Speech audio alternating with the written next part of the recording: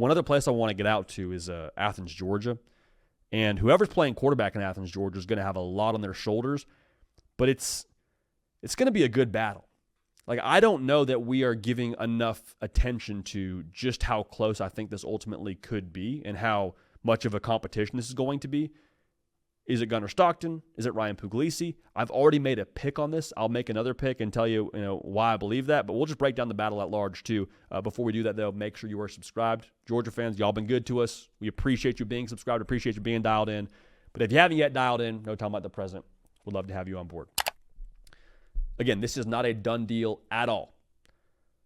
If it were me today, I would predict Gunnar Stockton is your starter game one, but not strictly because of what you saw against Notre Dame. But the reason why this is not a done deal is because that's just kind of how Kirby Smart rolls.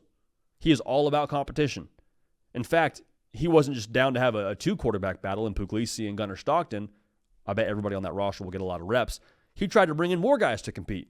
Tried to bring in a Fernando Mendoza, it sounded like, who ended up going to Indiana. Like, he was trying to bring in more dudes to compete for this job. Why? Because Kirby Smart understands competition gets the best out of everybody.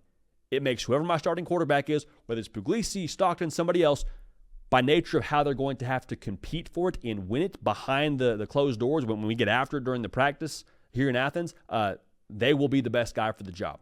Yes, because they were competitive and all those things, but because they performed against some of the best competition in the sport, period. And they do it every single day, Monday through Friday in Athens, Georgia. So you got that going for you. But when you talk about Gunnar Stockton and why I think he's the guy, to me, he just kind of fits what Georgia has been.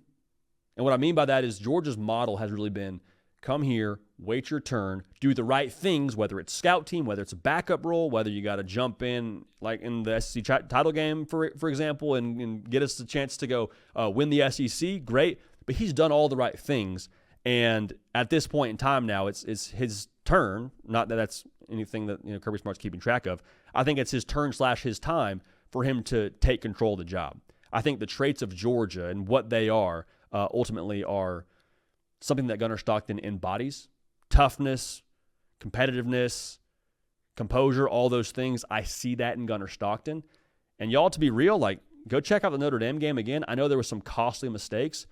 He threw for more yards than anybody in the college football playoff against the Notre Dame defense. With a wide receiver core that, let's call it, man, they weren't really all that spectacular. So I love the jumping off point. I love what I've seen from him at this point. And I also love the legit buy-in that this team seems to have in a Gunnar Stockton. I'm not telling you they don't believe in Ryan Puglisi. That's not what I'm saying.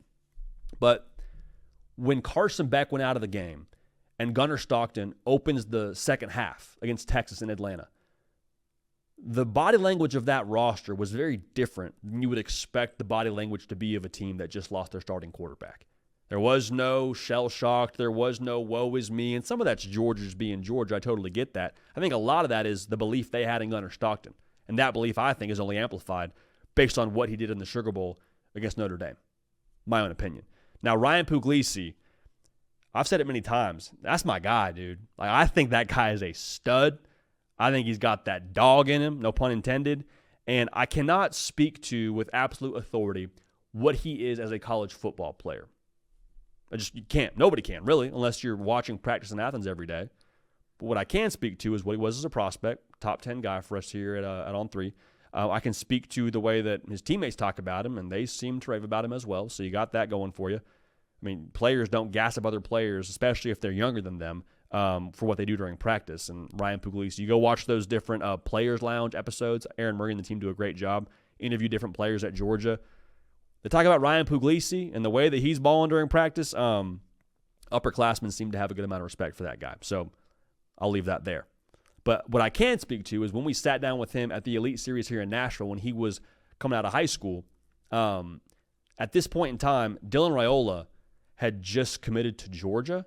And so everyone is watching Ryan Puglisi and saying, hey, Dylan Raiola's ranked pretty highly. Maybe this guy should go transfer somewhere else or decommit and decide to go play somewhere else, And Ryan Puglisi wasn't bashful about the fact that he was going to honor his commitment to Georgia. And the reason why was he's like, Georgia's where I want to be. I'm not afraid to compete. This is what I want to do. And when we sat down with him for an interview, it was sort of the elephant in the room. Like, of course, that was something that we were going to, in a roundabout way, ask him at some point in time. But he made a point during that conversation to steer the discussion towards Dylan Raiola and towards him staying at Georgia and making the point for everybody that was watching, everyone in that room, I am not decommitting. I am going to Georgia. Dude's wired a little bit differently. That's confidence, that's swagger, that's edge. That's what I want a quarterback to have. So I think that ultimately this battle will go through spring football. I think it'll go through fall camp, honestly.